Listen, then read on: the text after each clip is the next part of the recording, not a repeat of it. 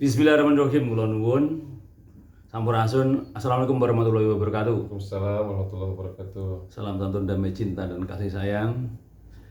Hari ini hari Selasa, tanggalnya 16 betul 2024. Sekitar jam 8:30 kurang lebih. Saya kedatangan tamu dan tamu itu masih dirahasiakan. Suatu saat tamu itu akan muncul bila mana saatnya tiba muncul itu. Seenaknya ngobrol apa? Ngomong apa? Bicara apa? Kebatinan kan? Kebatinan jeruan itu. Ya. Gimana? Kebatinan gimana? Soalnya kan kalau yang saya anggap saya pribadi, Ya, biar nggak nyinggung orang. kalau dengar orang ngomong ilmu kebatinan itu hal-hal yang mistis atau dari yang ada di pikiran saya dia kayak dukun gitu. Nah pikiran saya ini salah apa benar ini?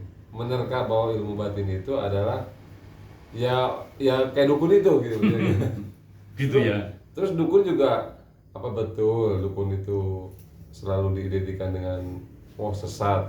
Apa jangan-jangan kita salah menilai aja karena kita nggak paham yang diperdalam oleh yang disebut dukun itu kan gitu. Berarti saya juga orang-orang mungkin begitu ya.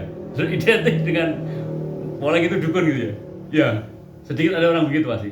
Sepertinya ada lah. Gitu ya. Ada. Ya, jadi gini, menurut saya ya, para sesepuh, bapak ibu teman sahabat, sebelum menjawab saya tak coba merangkai aja. Sebenarnya yang di dunia ini karena bahasa aja, karena bahasa. Lahir gandengannya batin, badan gandengannya hati, raga gandengannya jiwa. Dohir, bahasa Arabnya apa dohir? Batin, dohir sama batin. Bahasa Arabnya apa ini? Kolbu, kalau hati. Kan cuman gandeng-gandengannya aja. Bahasa aja. Manusianya, perilakunya manusianya dibelah lagi macam-macam lagi. Contoh, orang yang belajar kebatinan atau daleman itu identik dia dukun, ya toh. Terus sekarang jeleknya dukun apa? Kalau nggak udu nggak rukun, kalau nggak nggak udu duit, nggak rukun, nggak dilayani, itu yang jelek. Kalau dukun, juru tulung, duduk yang tekun, bagus. Dia duduk yang tekun, mengosongkan pikiran, mengosongkan hati, mengosongkan jiwa raga, melupakan keduniaan, hanya menambah ke Allah terus, bagus. Dia kalau nolong orang nggak minta imbalan, bagus. Ayo dibanding atas nama agama, saya nggak nyebutkan agama apa. Kedoknya, luahirnya, udeng-udeng dan sebagainya lengkap dari ujung rambut sampai ujung kaki. Tapi dia kalau nolong orang patokannya duit. Nah, coba bagus mana itu? Nolong yang tanpa pamrih dengan nolong yang pamrih karena badan aja. Nah, makanya cara pandang Allah itu wadil, cara pandang Allah kepada manusia. Innallaha la yanzuru ila ajsamikum wa la ila suwarikum walakin yanzuru ila qulubikum. Maka Allah mandang manusia tidak melihat tubuh-tubuhmu, tidak lihat bentuk-bentukmu. Loh. Berarti Gusti Allah ora ndelok Islame, Buddha, Kristen, Jawa, Jepang, jelek, cantik, cakep, gila, waras, enggak lihat. Iya betul. Yang Allah lihat adalah hati kamu sekalian. Wa amalukum dan amalmu. Loh, ini adil. Betul. Jadi Gusti Allah ora ndelok dukune, ora ndelok kiyaine, ora ndelok ustate, ora ndelok sapa, ora ndelok. Sing ndelok atine menungso. Atine sing resik, pikirane sing resik, sing isine mung Allah. Mbuh dikatain orang gila, mbuh dikatain Pak Lek, mbok dikatain Demang, Pak Lurah, Pak RT, Ustadz, Kiai, santri, biksu, romo, pandito, enggak ndelok Allah. Allah lihat hati, adil. Nek Gusti Allah ndelok nih, kiai ini ora adil, ndelok ustadz ora adil, ndelok ulama ora adil, ndelok pendito ora adil, ndelok nek pakaian jubah ora adil. Terus nanti kalau orang Jepang nggak dilihat, orang Belanda nggak dilihat, orang Cina nggak dilihat, nggak adil. Orang Jawa dilihat hatinya, orang kafir dilihat hatinya, yang kelihatannya kafir belum tentu dia kafir. Orang yang nggak sholat, orang yang nggak puasa, orang yang nggak apa belum tentu. Kelihatannya kita di situ ngelihatnya gitu nggak sholat. Nah kalau dia di sisi anak sholat, atau sebelum pertemuan sholat duluan, atau nanti setelah ketemuan sholat, apa yang tahu kita? Atau sholatnya di jamak, macam-macam beribu alasan. Kalau atau dia ngumpetin ibadahnya jangan sampai ada yang tahu, dia menghilangkan jejak kebaikannya. Makanya Allah itu adil, nggak mandang manusia dari luar, yang dipandang hatinya. Adil, sendonyo sak donyo. Sing dipandang hatinya karo amale. Bukan orang Arab aja yang dipandang, bukan orang Jawa aja, bukan orang Rusia aja. Semua seluruh dunia dikumpulin, just hatinya yang dia pandang. Adil toh? Hati itu yo jenenge yo hati, yo batin, jiwa. Jiwa itu di dalamnya hati itu segumpal darah. Jiwa itu sing ra ketok uwi, roh sing ra ketok uwi. Jasmani gandangannya rohani, hanya bahasa aja toh. Kalau ngomong masalah hati itu, sebenarnya diomong bukan hati yang segumpal darah yang fisik. Nah itu mulai yang masuk ya. Kalau orang mau ngomong hati, itu kan fisiknya diomong ini segumpal darah yang kalau ayam atau kambing dikeluarin bisa digoreng itu. Bukan fisiknya itu, tapi yang di dalamnya hati itu. Jiwa. Iya, betul. Jadi kita ini ada secuil dari Yang Maha Kuasa. Ada secuil dari Yang Maha Kuasa. Tetesan dari Yang Maha Kuasa. Nah, itulah yang bisa nembus ke Yang Maha Kuasa. Kalau bahasa Arabnya Rasulullah. Tapi kalau di Indonesia medeni, menakutkan, karena Rasulullah hanya disebut baik bagi para nabi, bagi para rasul. Tapi kalau bahasa Indonesianya utusan, kongkonan, suruhan, agak ringan, nggak berat. Di sini ini yang nyuruh Allah. Semua manusia yang di sini ini yang nyuruh Allah. Ini yang bisa komunikasi dengan Allah ini, yang nggak ketok ini. Laporan ke Allah, terus ngasih tahu dari Allah ini. Yang ini loh. Nah Allah sini ibaratnya matahari. Allahnya itu matahari ibarat cahayanya ini. Kan matahari itu kan sebenarnya nggak kelihatan. Matahari kelihatan nggak? Iya nggak. Yang kelihatan apanya? Cahayanya. Allah itu nggak kelihatan. Yang kelihatan ciptaannya, hambanya, alamnya. Itu. Nah ini memahami untuk di sini diri kita semua ada. Jadi jin, setan, peperangan dan sebagainya jangan dilihat dari luar diri kita. Nanti malah nyalain orang, nyalain setan, nyalain segala macam. Kalau orang udah mulai ngaji diri, semua udah di dalam diri kita. Iya, betul. Kalau yang bisikin ini untuk berbuat jelek, jelek itu perbuatannya siapa? Jelek itu perbuatannya siapa? Orang yang jahat, yang jelek itu perbuatan siapa? Setan itu perbuatan seperti apa perbuatannya? Nyuruh yang jelek-jelek toh? Itu yang bisikin di dalam diri kita ada. Berarti diri kita saat bisa ngikutin yang jelek-jelek itu kita setan. Iya, betul. Terus yang nyuruh yang baik-baik siapa? Rasulullah, itu malaikat, nyuruhnya kan baik-baik.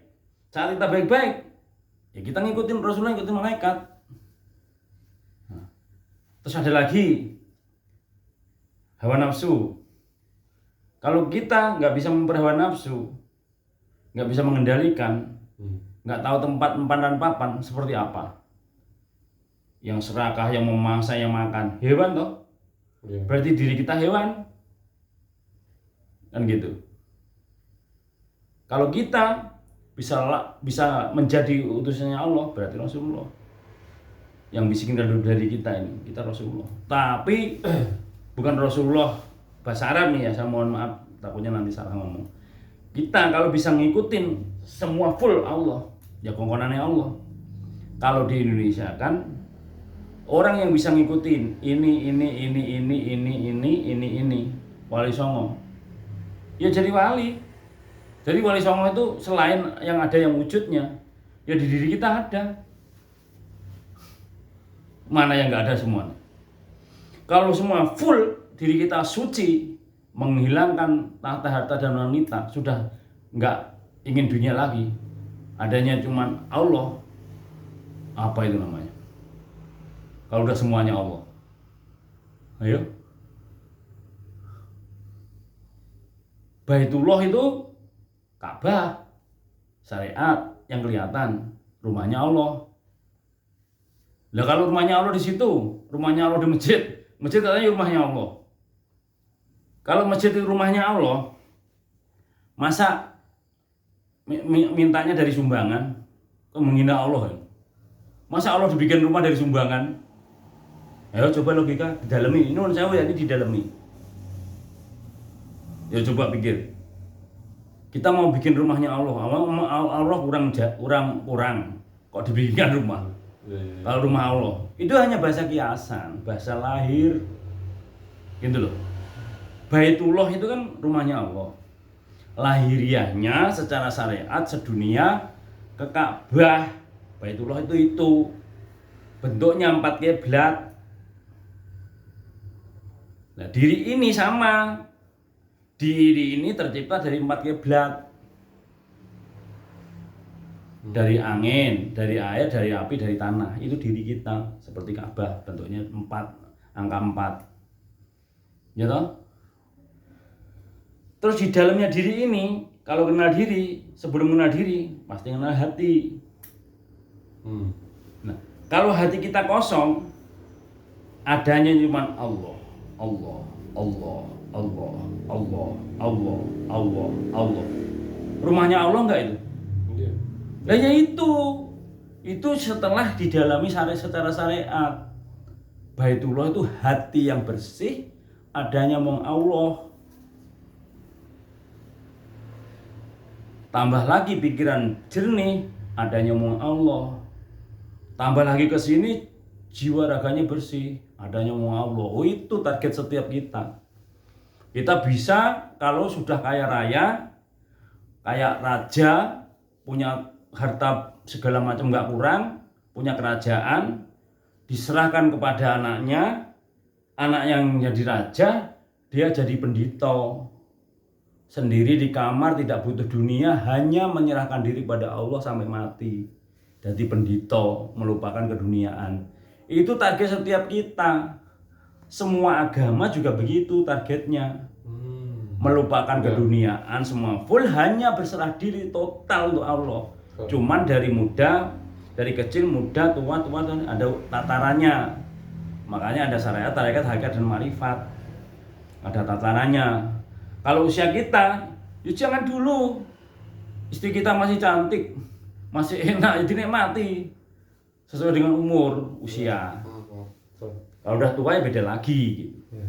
Kita ini keseimbangan, makanya nggak boleh meniru keseimbangan. Ya, semua ada di dalam diri kita. Kalau sudah tidak ada di diri kita, hanya Allah, Allah, Allah, Allah, sampai kosong gelap. Semuanya Allah, mana yang nggak ada yang Allah? Iya. Angin ciptaan Allah, bumi ciptaan Allah, diri kita ciptaan Allah. Mana yang nggak ada kaitannya dengan Allah? Allah bersama ciptaannya. Nggak ada ciptaan Allah, nggak dilihat Allah, nggak ada. Ya. Semua kan hanya bahasan, kembalinya ke diri masing-masing. Nah gitu. Jadi para dukun-dukun sedunia jangan gengsi, jangan patah semangat, karena saya juga sering dijuluki dukun. Tapi dukun itu duduk yang tekun. Dukun yang tekun, pikiran kosong, hati kosong, selalu ingat Allah. Mbok biarin. Urusan kita itu sejatinya sama Allah, bukan urusan sama orang. Kalau urusan sama orang itu komunikasi, hubungan, itu urusan sama orang. Kalau udah masalah ibadah, sejatinya urusan kita sama Allah. Urusan sama manusia itu hanya kebersamaan. Satu puasa semua, satu sholat semua. Tapi sejatinya urusan kita sama Allah itu pribadi kita sama Allah. Nggak bisa dititipkan. Anak kita dititipkan sama kita, urusannya ke Allah nggak bisa. Kita urusannya sama Allah pribadi ada.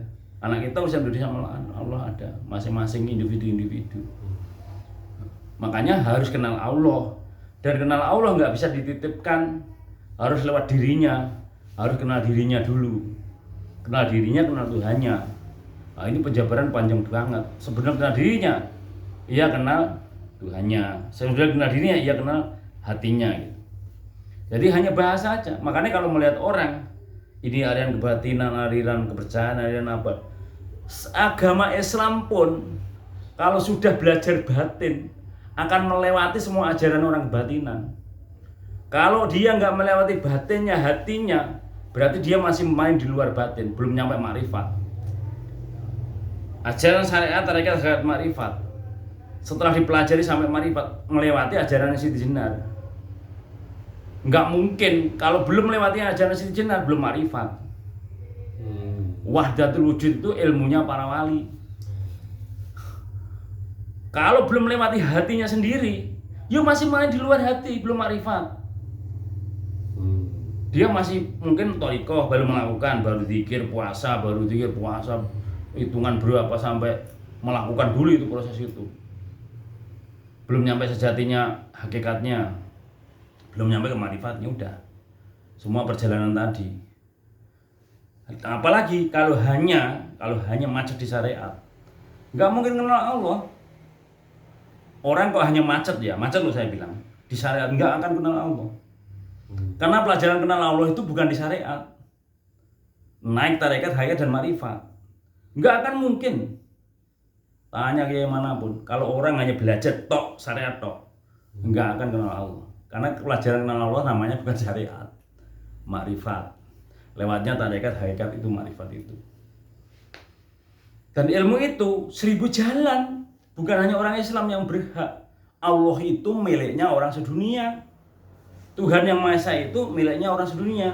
Tapi persepsinya orang Islam, persepsinya kayak kita gini, saya juga Islam. Allah itu milikku orang Islam tak memiliki. Yang lain nggak berhak untuk memiliki Allah. Lah mereka juga berhak menyebutnya beda. Dia nyebutnya Allah. Yang sana God. Yang sana Maha Kuasa, yang mana Agung, Maha Esa. Hanya persepsi kata bahasa aja. Cara ibadah yang beda, cara nyebut yang beda. Allah mau siji dunia. Tuhan itu hanya satu, itu pahami dulu. Kalau orang belum memahami Tuhan itu sedunia satu, dia belum bisa memahami Pancasila. Makanya Pancasila itu agung, Tuhan yang Maha Esa. Tuhannya 6 agama dan ratusan aliran kepercayaan itu jenenge Tuhan yang Maha Esa, yang Maha Tunggal, yang Maha Satu, yang Maha Segalanya ini, yang nggak kelihatan tapi ada, melihat kita, mendengar kita, dekat sekali dengan kita. Alamat Tuhan surat Qaf ayat 16. Nah, ingin ketemu Tuhan, ingin ketemu, suratnya Al-Ankabut ayat 5. Barang siapa mengharap ingin ketemu Allah, nanti waktunya akan datang, waktu dijanjikan akan datang. Allah Maha dengar, Allah Maha mengetahui. Mangkana yarjulika Allah fa innama ajalallahi lati wa samiul alim. Itu surat Al-Ankabut ayat 5. Kalau artinya tadi, barang siapa yang mengharap ingin ketemu Allah, nanti waktunya akan datang. Udah jelas semuanya. Cuman nggak semua orang berani karena santri biasa belum boleh belajar itu. Takut ngangkleng, takut stres. Karena orang belajar ke Allah itu harus tes dulu syaratnya. Tanpa stres nggak mungkin. Dia ngenoli pikiran. Dia pasti ujiannya kalau nggak dari keluarga, dari harta. Kalau nggak dari keluarga, dari harta, dari kesehatan. Itu dulu, baru nanti dia baru mengerti. Nol dulu baru mengerti. Karena selama ini kamu belum nol. Makanya belum dikenalkan dengan Allah. Makanya ini kalau ada orang yang ingin kenal dengan dirinya, jati dirinya, ingin mencari jalan hidupnya, ingin tahu kebenaran, ingin tahu jalan Allah, ingin dekat dengan Allah. Dengan saya pasti senang sekali. Pasti cocok sekali. Tapi bagi orang yang belum belajar hati, dengan saya nggak cocok. Karena ilmu ini hanya bisa dipahami orang-orang yang mulai belajar bersih hatinya. Nah, kita ini kotor, kita manusia penuh dosa, manusia belum berdosa. Saya penuh dosa, saya banyak dosa. Karena al-insanu ma khata'a wa nisyan, manusia bersalah dan dosa. Cuman belajarnya mulai membersihkan hatinya. Sirik girang kita kabur sombong pinggirin, serakah pinggirin, ingin menghancurkan pinggirin. Jadi hatinya itu bersih, nggak ada keinginan. Enaknya mau ingin dekat dengan Allah hatinya. Ya Allah, ya Allah, ya Allah, ya Allah, ya Allah 2 jam ya, 24 jam ya Allah, ya Allah, ya Allah gitu. Nah itu siapa yang Allah tujuannya dunia akan melayani. Order datang sendiri. Orang bayar utang datang sendiri, transfer sendiri. Buktikan. Kalau udah dibuktikan baru percaya. Itu yang dikatakan syahadat itu tadi. Asyhadu alla ilaha illallah. Saya bersaksi ya Allah, Engkau ada. Buktinya setiap apa yang saya mau Engkau buktikan. Setiap keinginanku Engkau buktikan. Setiap masalahku Engkau selesaikan. Setiap ruwetku Engkau udari, susahku Engkau senengkan. Kehidupanku Engkau jamin. Itu membuktikan kita dari kedua mata kita dengan divisi kita, bukan katanya. Berarti syahadat itu mengalami ya? Lah kan bersaksi. Aku bersaksi. Lah saksi nek gak ada bukti sah enggak? Ya enggak sah. Oh enggak ada buktinya kok. Enggak sah. Buktinya ada 3 macam loh itu harus. 3 macam baru jadi sah saksinya. Nah, kita bermacam-macam. Dari bangun tidur sampai mau tidur. Waktu saya nikahan, susah sulit ditolong Allah. Waktu saya leren ayah, susah sulit ditolong Allah. Waktu kerja saya sulit ditolong Allah. Semuanya nggak ada yang nggak ditolong Allah, semuanya ditolong Allah semuanya. Dibantu ditolong, malah apalagi kalau kita udah total serahkan ke Allah, ya gerakannya Allah. Semuanya gerakannya Allah. Iya. Nyari baut aja ya Allah, beneran baut. Ini ngarepe nek baut. Iya betul. Ya Allah, ini gimana caranya ini? Saya ini udah lama pengen punya keris gayam. Kayaknya di hati saya belum srek kalau mau beli online. Pas pulang ke Lumajang dapat, pulangnya dikasih. Wah pas banget. Semua itu gerakannya Allah pas. Tapi ada yang cash, ada yang 1 hari, 2 hari, 3 hari, 4 hari, bahkan ada yang 1 tahun, 2 tahun baru terjawab. Tapi semuanya terjawab. Mindset, esprit, pola pikir adalah doa. Apa yang kau pikirkan, apa yang kau ucapkan terjadi. Itu karena Allah itu menyaksikan. Allah melihat, Allah mendengar, Allah ngawasi. Saya udah banyak mengalami itu. Nah, jenengan udah banyak mengalami dan membuktikan. Akhirnya saat jenengan ngomong jelek, sekarang takut. Sekarang takut ngomong jelek. Sekarang takut berpikir jelek. Karena takut terjadi kan. Dan memang kejadian. Nah, memang kejadian, sudah kejadian baru membuktikan toh. Udah membuktikan, oh bener. Saya hanya menyaksikan dan saya membuktikan. Sah syahadatnya. Wa asyhadu anna. Loh kok ada ananya? Kok ada ananya? Muhammad Rasulullah. Ini Nur Muhammad. Wasilahnya Kanjeng Nabi itu. Contohnya Kanjeng Nabi yang Islam. Kanjeng Nabi itu sama yang nggak kelihatan ini. Yang dibilang utusannya Allah, kemudian Allah yang di sini. Nabi Adam sampai Nabi Isa jeroannya sama enggak? Rasulullah enggak jeroannya? Sama. Sama loh. Iya, sama. Ya berarti semua manusia kalau sampai tahap itu sama. Wong yang di dalam ini sama. Iya, Yang beda itu luarnya. tuh dasar. Biasanya kalau kita nggak bisa memahami ini, ya nggak bakal ngerti. Betul. Wong itu nggak kelihatan. Asyhadu alla ilaha illallah. Iki yang dudingi iki menyaksikan, iki ndelok nih. Sing ora ketok ning ngono, engko ada ya Allah. Engko ya Allah ya Rasulullah. Rasulullah ya Allah, enggak kelihatan tapi ada. Iya. Nah, ini yang nyuruh Allah. Raga kita yang nyuruh ini. Lahir utusaning batin. Batin utusaning Allah. Yang di dalam hati ini yang nyuruh Allah. Yang gerakan Allah, yang nyuruh Allah, yang bikin pintar Allah, yang bikin kebenaran Allah. Makanya hati nggak bisa dibohongi. Semakin bersih ya, semakin itu sinyal dari Allah. Kotor, yang nggak bisa kelihatan, nggak bisa bersinar, nggak bisa melihat. Iya. Makanya kayak lampu semprong, semakin sirik dengki tabur sombong membinasakan keduniaan semua manusia ke dunia, semakin tertutup mata hatinya. Hitam. Nggak kelihatan, nggak bisa melihat mata hatinya, ketutup mata hatinya. Betul. Makanya wong kok nggak duwe hati, ya sadis sangar, kejem ya Allah. Karena ketutup mata hatinya. Udah ketutup mata hatinya, pikirannya negatif terus udah. Nek ono menungso dilegere kewan. Manusia tapi kelakuannya kok kewan. Iya, betul. Nah itu. Jadi sejatinya manusia itu kalau di dalam ya gak ada habisnya. Wong di dalam diri kita ini sealam ini ada. Diri kita ini mikrokosmos. Alam raya ini makrokosmos. Diri kita ini jagat kecil. Alam raya ini jagat besar. Diri kita ini bawana alit. Alam besar ini bawana ageng. Diri kita ini alam kecil, alam raya ini besar. Sama. Saksi hidup yang tidak bisa dibohongi di jagat kecil. Ini hati, nggak bisa dibohongi. Saksi hidup di jagat raya nggak bisa dibohongi Allah. Makanya antara hati dan Allah itu ada kesinambungan. Nah itu kalau memahami masalah kebatinan. Kalau masalah perilaku nggak bisa jamin. Orang Islam juga yang jahat juga ada, bukan orang Islamnya, oknum orang Islam. Orang Buddha ada yang jahat, bukan Buddhanya, oknum orang Buddha. Pemerintah ada yang jahat, bukan pemerintahnya, oknum pemerintah. Semuanya oknum kalau ada yang jahat. Ya Gus baik, Kiai baik, ulama baik, dukun baik. Kalau ada yang nggak baik di antara sekian manusia, pemerintah baik, tukang sayur baik, tukang kerompong baik. Kalau nggak ada yang nggak baik itu oknum tukang kerompong, oknum tukang sayur, oknum kiai, oknum ustadz, oknum pak guru, oknum bu guru. Guru itu semua baik.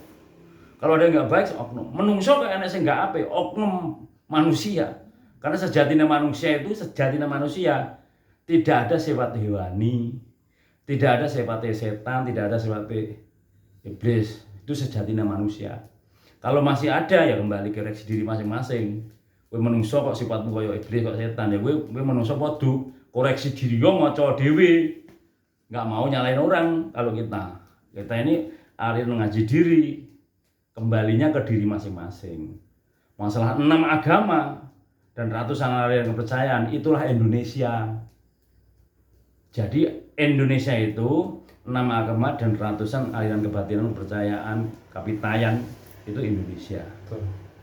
Jadi yang ditunggu negara sekarang seorang penceramah dari Islam, Kristen, Hindu, Buddha, Katolik, Konghucu dan aliran kepercayaan, aliran kapitayan, kejawen dan yang lain sebagainya, penceramah yang menceramai hambanya atau umatnya juga merangkul 6 agama dan ratusan kepercayaan dirangkul. Wes kabeh HP kembalinya ke diri masing-masing, kembalinya ke agama masing-masing, tidak boleh mencampur adukkan agama, tapi saling menghormati, menghargai, tidak boleh menyerang, memaki, membenci, menghasut satu sama lain. Itu yang ditunggu negara. Kalau belum seperti itu, belum ditunggu negara. Negara belum menunggu. Masih dia dan umatnya hanya untuk kepentingan golongan, bukan untuk negara. Kemungkinan ini cukup dulu karena ada 30 menit Kak Mas. Nanti lain kali kita bahas. Ini bahas lahir dan batin, Bahkan negara kita pun sudah menyuruh dari dalam, bukan dari luar. Bukan bangunlah raganya, bangunlah jiwanya, bukan. Tapi dari dalam, bangunlah jiwanya, bangunlah badannya. Ada sandi yang tersirat. Bangunlah keluarganya, bangun sesama, bangunlah Indonesia Raya. Ada 2 sandi yang tersirat.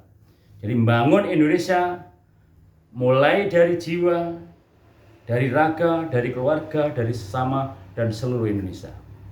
Yakin orang itu akan bisa ikut peran serta dalam membangun Indonesia.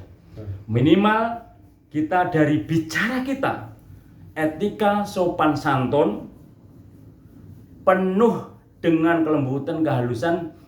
Jangan bicara bahasa kelamin, jangan bicara bahasa binatang, jangan bicara bahasa kasar, jangan bahasa jorok, jangan bahasa BEGO, TOLOL, jangan bahasa kasar, jangan bahasa negatif.